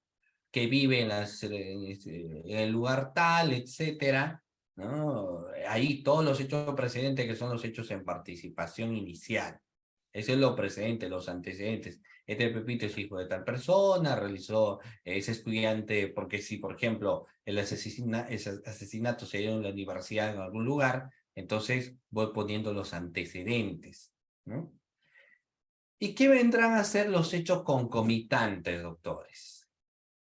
¿Qué vendrá a ser o qué vienen a ser los hechos concomitantes? Si yo sé que los hechos precedentes no son otra cosa que los antecedentes, ¿qué vendrá a ser los hechos concomitantes? ¿Qué es un hecho concomitante? El hecho concomitante, doctores, no es otra cosa que la realización de la conducta. Esos son los hechos concomitantes. Entonces, en los hechos concomitantes yo tendré que plasmar la conducta que generó el delito. O sea, si yo inicialmente estaba explicando que Pepito es una persona de tantos años, nacionalidad tal, etcétera, yo en los hechos concomitantes tendré que explicar qué hizo Pepito. Pepito disparó, robó, hurtó, ¿no? Violó, ¿qué hizo Pepito? Y eso tendré que plasmarlo, obviamente, dentro de lo que son los hechos concomitantes. Y los hechos posteriores, pues, ¿qué pasó después? ¿No? Vino la policía, por ejemplo, o un testigo informó de estos acontecimientos, ¿no? O en los hechos concomitantes ya son los hechos posteriores a la realización del delito. O sea, después de que Pepito mató, se subió a una camioneta y se fue. Y en el hecho concomitante, después de 2 días, encontró la camioneta y Pepito se entregó a la justicia, por ejemplo. Entonces eso voy redactando y lo voy plasmando en los hechos posteriores, obligatoriamente. Entonces, fíjense ustedes, doctores, que una redacción de una acusación, digamos, el punto más interesante es que cuando redactamos, vamos necesariamente que poner circunstancias precedentes, circunstancias concomitantes y lo que vienen a ser circunstancias posteriores, ¿ya? Necesariamente. ¿De acuerdo? Ahora, ¿y qué sucede si yo tengo, pues, bueno, un solo imputado? Entonces, obviamente será más sencillo establecer los antecedentes, mucho más sencillo establecer las circunstancias precedentes, las circunstancias concomitantes y las circunstancias posteriores. Será mucho más fácil. Pero si yo tengo, obviamente, investigaciones mucho más complejas, entonces, en esos casos en particular, lo que yo voy a tener que hacer, a pesar que yo tengo grados de complejidad, tendré que, si tengo varios investigados, tendré que plasmar también de forma individualizada cuáles vienen a ser pues, los hechos precedentes, los hechos concomitantes y los hechos posteriores. Y eso me establece el 349 del Código. Me dice, pero si son varios hechos independientes, la separación y el detalle de cada uno de los hechos. No puedo hacer una imputación genérica. ¿Ok? Muy bien. Y luego, ¿qué debe contener la acusación? Los elementos de convicción que fundamenten el requerimiento, ¿no? La participación que se le atribuye al imputado. O sea, ¿qué hizo el imputado? La relación de las circunstancias modificatorias de la responsabilidad penal que concurran, el artículo de la ley penal que tipifica el hecho, la cuantía de la pena que se solicite y las consecuencias accesorias, el monto de la reparación civil, los bienes embargados, incautados y demás. Todo eso, los medios de prueba, miren, vamos a ver, ¿no? Tienen que encontrarse ahí. Entonces, como podemos ver aquí, doctores, antes de pasar al tema de la redacción de lo que son los proveídos, que obviamente es mucho más sencillo, el artículo 349 deja establecido que para que uno vaya, obviamente, a redactar lo que es una acusación, debe cumplir con el 349, necesariamente. Vamos a redactar, sí, pero hay que cumplir con lo que establece el 349 de nuestro ordenamiento jurídico. Si por algún motivo no se cumple, fíjense ustedes, lo que se encuentra establecido dentro del artículo 349, entonces no estamos pues motivando adecuadamente lo que viene a ser en estos casos, doctores, nuestra acusación, ¿ya? Y nos van a devolver. O la otra parte, por ejemplo, podría ser pues las observaciones correspondientes, porque va a considerar que no se está, estimados amigos, poniendo adecuadamente el contenido como tiene que ser, ¿ya? Entonces, es un factor que también hay que tener en cuenta y presente. ¿De acuerdo? Muy bien. La acusación obviamente es mucho más compleja, pues, ¿no?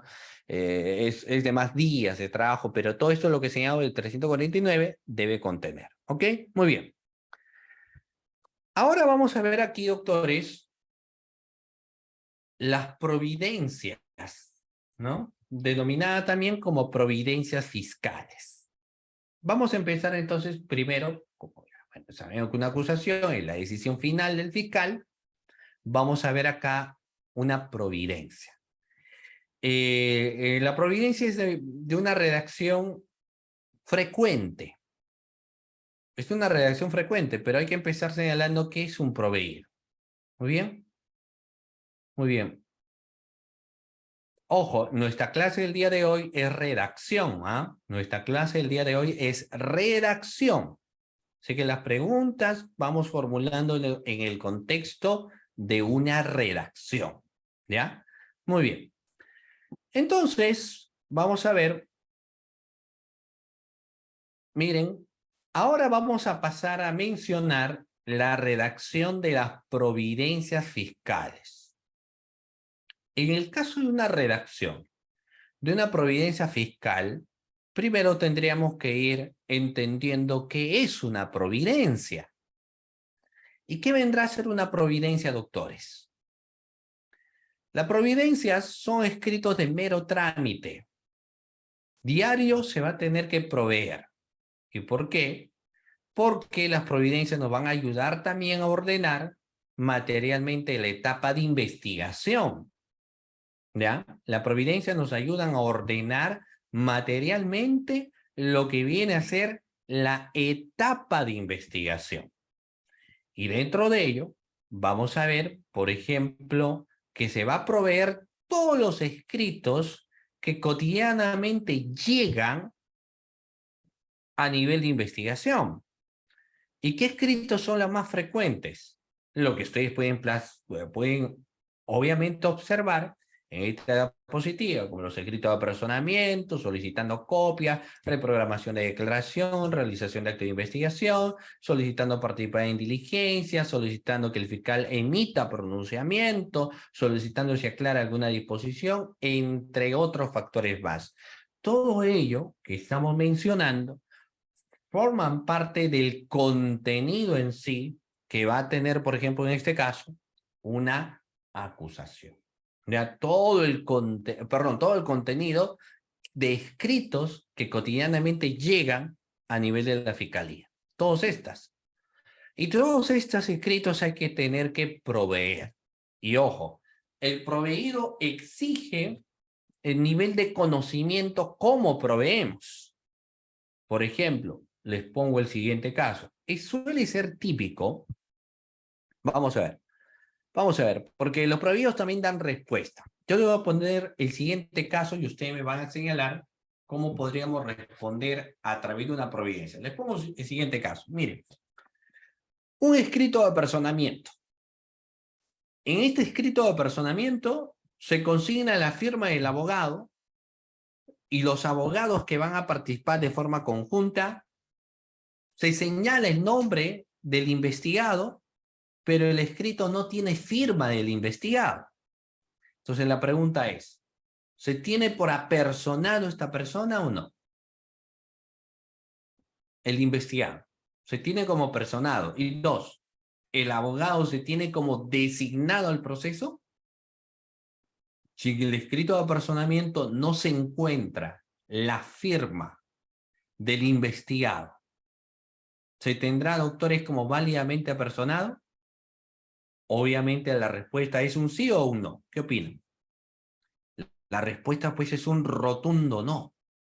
Entonces, si alguien presenta un escrito sin firma del investigado, o sea, sí está la firma del abogado y los abogados que van a participar en conjunto, pero no se encuentra la firma del investigado, se tiene por no apersonado. Tiene que estar la firma pues del investigado. Yo no voy a hacer una presunción, ¿no?, de creer de que el abogado me está hablando obviamente de buena fe. Tampoco no tendría por qué no creer lo que me dice, ¿no? Pero finalmente es que las reglas es que cuando alguien presenta un escrito de apersonamiento, necesariamente tiene que contener también la firma del investigado. ¿Ok? Muy bien. Ahora, en el escrito de solicitar copias, ¿qué podría suceder o cómo ustedes podrían, doctores, responder si es un testigo que presenta escritos en la cual solicita copias? Ojo, es un testigo. Se le tendrá que entregar las copias al testigo, porque el testigo dice el acceso a la justicia es gratuita, pero no importa, ya he pagado ya el concepto de mis copias, ¿no? Y yo necesito tener la copia de mi declaración. Entonces, al testigo se le tiene que entregar copias, obviamente que no. Solamente quienes tienen acceso a las copias de la carpeta fiscal son los sujetos procesales debidamente apersonados. Siguiente, ¿no? Pueden presentarme un escrito en la cual solicitan la reprogramación de la declaración. Ok, si vas a presentar una reprogramación de la declaración, tendrás que motivar. Se tendrá que señalar el porqué, la razón, la circunstancia, ¿no?, a través del cual se va a peticionar la reprogramación precisamente de la declaración. ¿Ok? Muy bien. Tiene que haber un fundamento, una motivación. ¿De acuerdo? Muy bien. Hay que tener en cuenta Entonces, ahora, bueno, acá hay una pregunta bastante interesante cuando nos dice, ¿no? Bueno, ¿y podría yo presentar un apersonamiento de mérito del artículo 7 de la Ley Orgánica del Poder Judicial? No, porque el Código Procesal Penal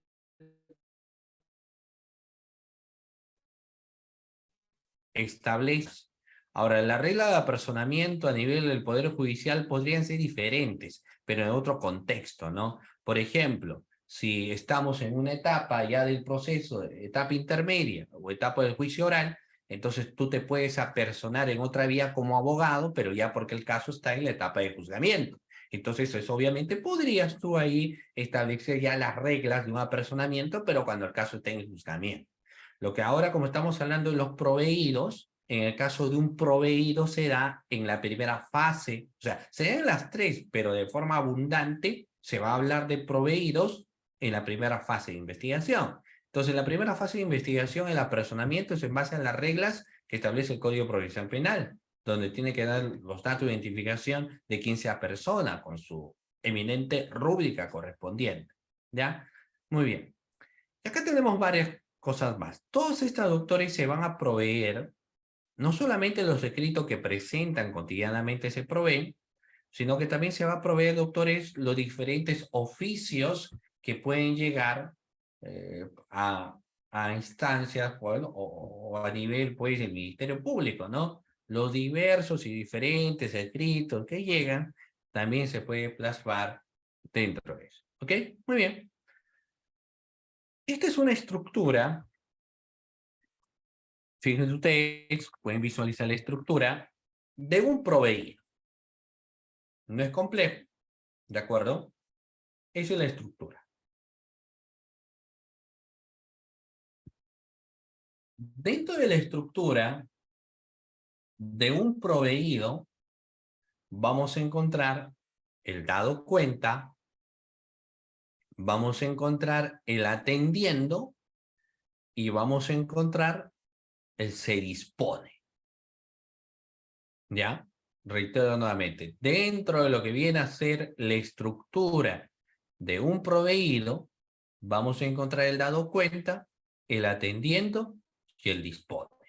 Cuando obviamente nosotros empezamos señalando el dado cuenta, vamos a establecer dado cuenta el escrito presentado por el abogado tal, o dado cuenta el escrito presentado, por ejemplo, por el testigo tal, o dado cuenta el escrito presentado por el agraviado tal. En el dado cuenta, lo que se va a empezar a redactar es quién presentó el escrito y se plantea a través de ello, ¿no? El famoso dado cuenta.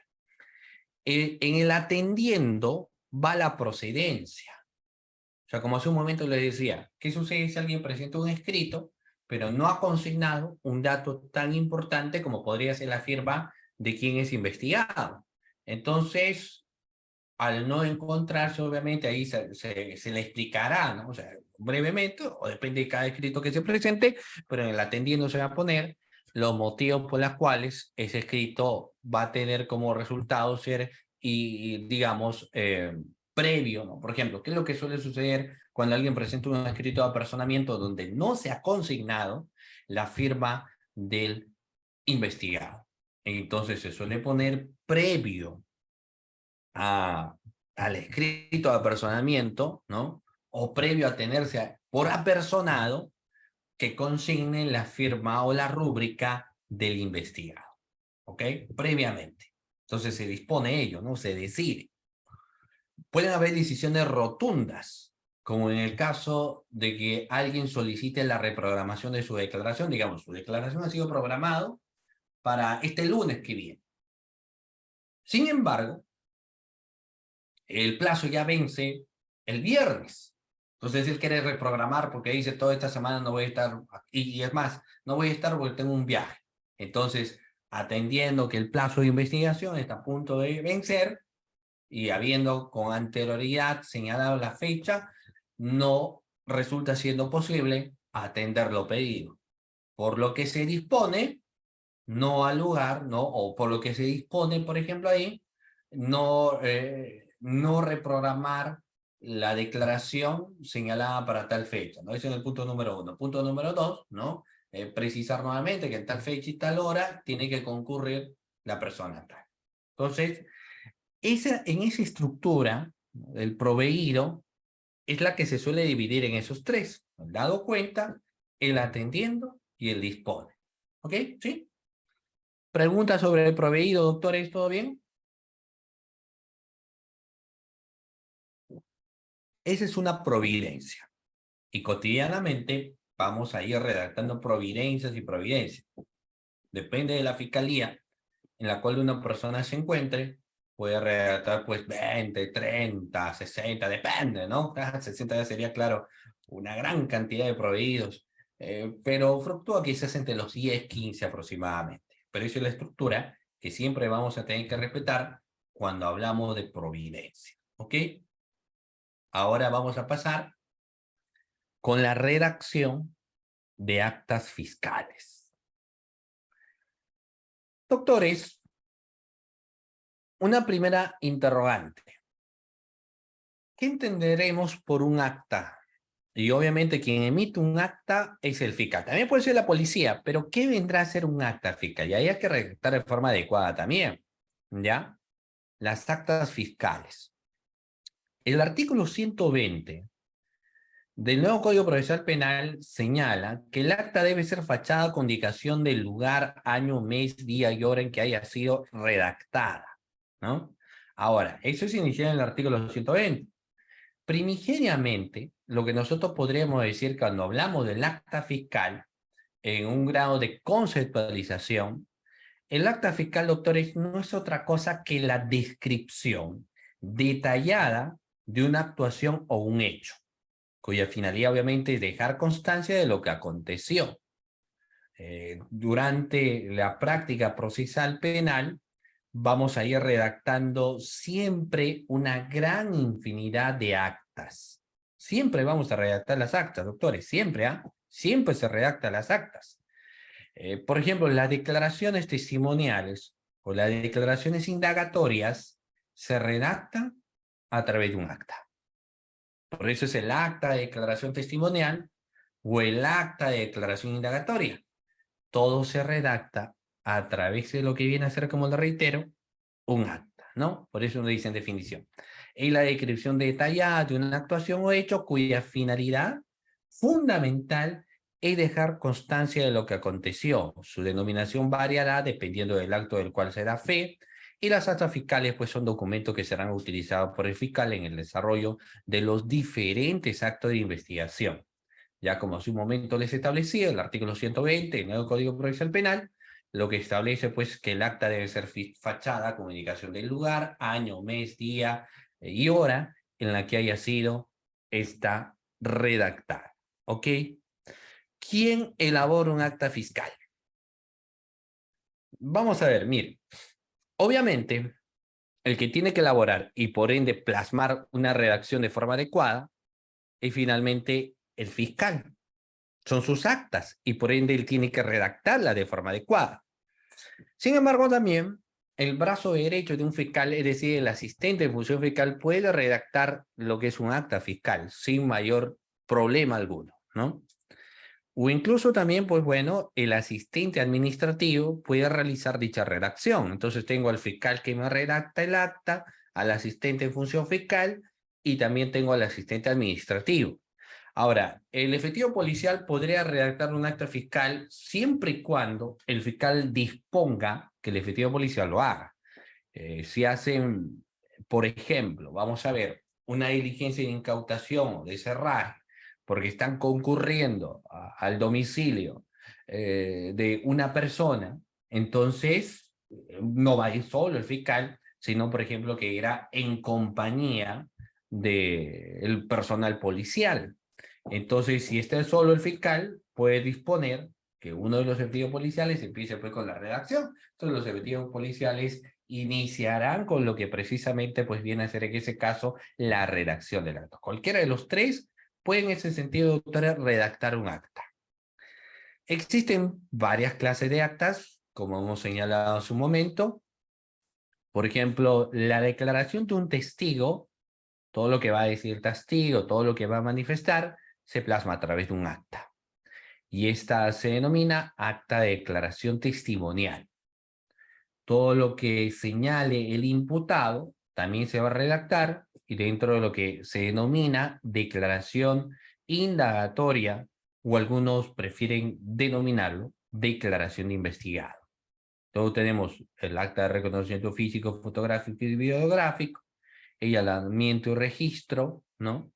El inmovilización, secuestro, incautación o decomiso, la acta de diligencias fiscales, el acta de registro audiovisual, actuaciones, el acta de principio de oportunidad, el acta de levantamiento de cadáver, o sea, una gran infinidad de actas. Por eso, como hace un momento hemos señalado, todas estas actas tienen que estar obviamente de forma adecuada redactadas, siendo precisas, ¿no? Y sobre todo con detalles. O sea, cuando uno redacta un acta fiscal, prefieres pecar en el detalle que buscar siendo concreto y dejar de lado posiblemente determinadas precisiones existentes, ¿no? O sea, una redacción de un acta fiscal tiene que tener pues una magnitud de precisión también, ¿ya? Muy bien. Y acá podemos hablar muchas, ¿no? De colaboración eficaz, determinación anticipada, entre otros.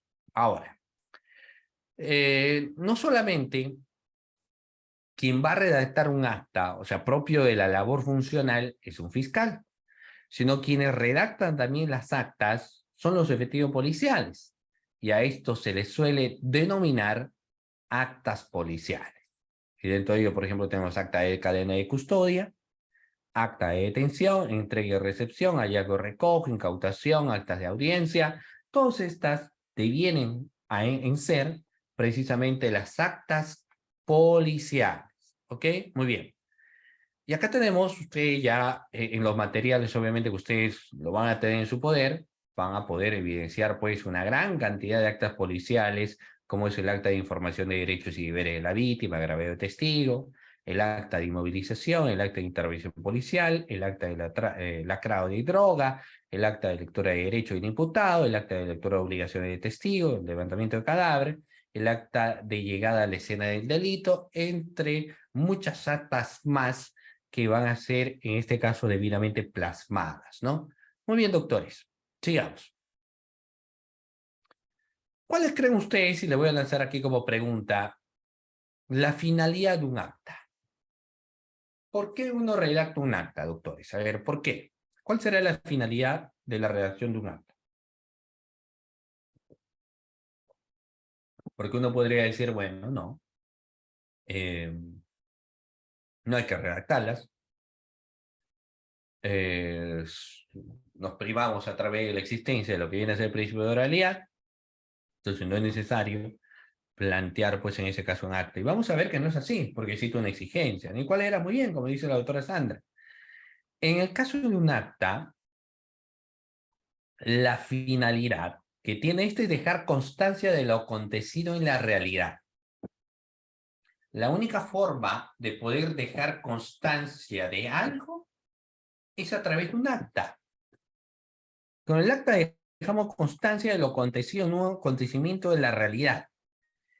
¿Qué debe recoger el acta fiscal o policial? Hechos que se observan en un mundo real, ¿no? Acá en el acta no voy a plasmar obviamente subjetividades, no voy a plasmar opiniones personales, sugestivas, etcétera, sino que dentro del acta voy a tener que plasmar todo lo que yo estoy viendo, observando en un contexto de realidad, ¿no? Debo plasmar, por ende, se señala lo observado durante las diligencias que se llevan a cabo, y estas obviamente deberán tener que ser debidamente detalladas, ¿no? Por eso, ¿qué es lo que debe contener también un aspecto de una redacción de un acta? Precisar el lugar y la fecha y hora de inicio, identificación de los funcionarios y generales de ley, de los participantes según corresponda, ¿no? Todos los que han participado. Si el asistente en función fiscal concurrió a una determinada diligencia, entonces también tendré que señalar el nombre completo, por ejemplo, de quien viene a ser el asistente en función fiscal y demás datos que le corresponden a él, ¿no? Detallar la forma y circunstancias del hecho, se concluye indicando la hora y fecha del término de la diligencia, firmando e imprimiendo pues el índice de derecho de los participantes, ¿no? Todos los que van a participar, por ejemplo, en una diligencia de incautación o una diligencia de cerraje, ¿no? Ya con una autorización judicial, uno va al lugar de la persona que va sobre quién se va a incautar, por ejemplo, el inmueble, Entonces me acompañan policías, asistentes, hay otros fiscales y demás personas que van a acompañar. Absolutamente de todos se tiene que poner su nombre completo, su número de documento de identidad y todos quienes han participado en dicha diligencia tienen que poner, obviamente, su rúbrica, índice de derecho y su firma de participación, todos.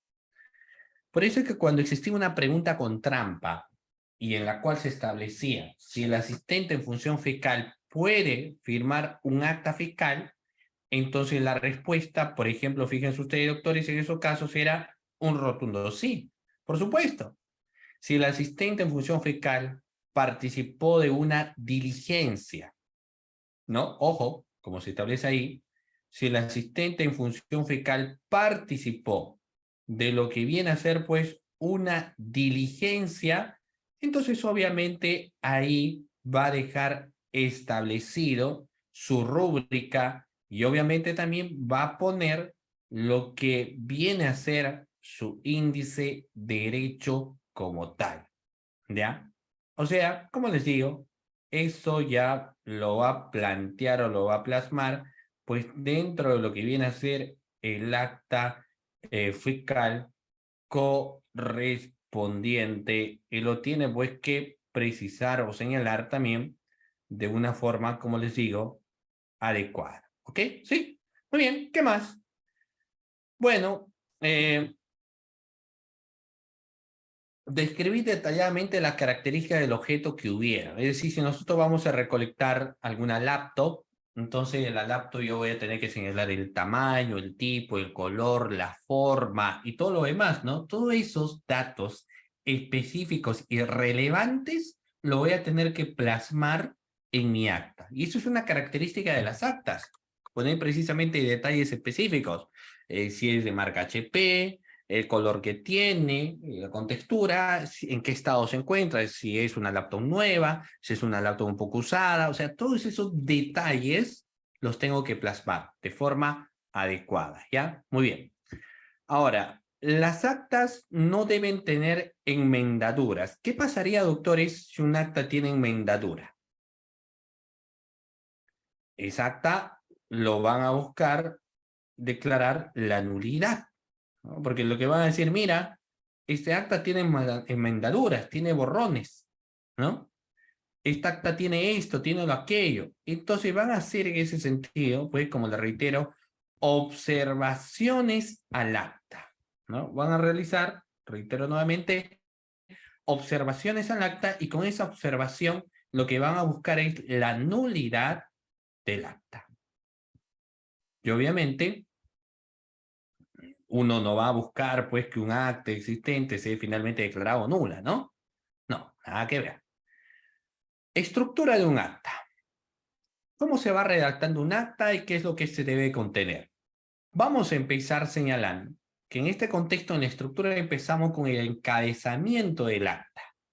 Dentro de este encabezamiento está constituido por la denominación del contenido, ¿no? En letras siempre mayúsculas, subrayada y ubicada en la parte central y superior del documento, seguido obviamente del número de siglas que corresponden. Yo voy a tener un acta de declaración testimonial, un acta de declaración indagatoria, un acta, por ejemplo, de incautación, un acta de cerraje, o sea, todas estas actas plasmadas como tal en la parte superior con letra negrita, porque así lo establece, letra negrita y debidamente subrayada. Tiene que ir. Y sin ningún tipo de enmendadura, dicho sea de paso, ¿no? Luego tendremos el cuerpo del acta. ¿Y qué va a tener el cuerpo del acta? Los datos de identificación, pues, ¿no? La localidad, la fecha y hora. Pues, digamos, en las instalaciones del partido político tal, por ejemplo. Entonces vamos poniendo ahí el lugar y vamos plasmando de ese lugar también la fecha, ¿no? Y obviamente vamos poniendo el contexto de la hora también, entonces la localidad tal, fecha tal, hora tal, y empezamos a describir. Nos apersonamos con tantas personas, acompañado de un asistente de función fiscal, acompañado también del fiscal tal. Entonces vamos plasmando absolutamente todo y eso es lo que en realidad nosotros vamos haciendo una descripción, ¿no? Del hecho. identificando autores, intervinientes, todos tienen que estar. Ahora, obviamente que todos los que se encuentran en la diligencia, absolutamente todos tienen que realizar la rúbrica correspondiente, todos. Luego, la general es la ley, el motivo de la actuación. Por eso es que cuando alguien va, por ejemplo, a realizar y recabar documentación de una municipalidad, entonces en el acta va a plasmar propio de la diligencia, procedimos a realizar lo que viene a ser, por ejemplo, una visita inopinada a la institución, luego nos hemos acudido a la gerencia tal, ¿no?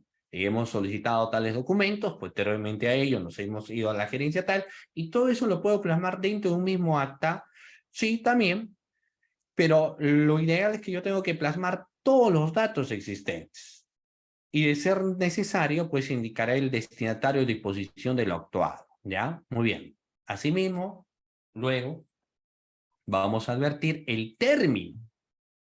En el caso del término, doctores, lo que hay que señalar es fecha y hora de la conclusión de la diligencia. Así como hemos señalado, por ejemplo, hemos iniciado nuestra diligencia a las 9 de la mañana, eso fue la hora de inicio, y hemos terminado pues a las 3 de la tarde. Ustedes saben, a veces esas diligencias fiscales denotan pues mucho tiempo, ¿no? O sea, no es que se concluya, no quisiera concluirlo de una forma mucho más rápida, pero hay bastante tiempo que se demora. Pero hay que plantear obviamente a qué hora llegamos, se hace la precisión de la hora de llegada, y luego planteamos, obviamente, la hora de conclusión también de la llegada, para que finalmente nosotros pongamos la firma y posfirma de todos los intervinientes. Todos los intervinientes. El asistente de función fiscal intervino, entonces también va la rúbrica, obviamente, del asistente de función fiscal.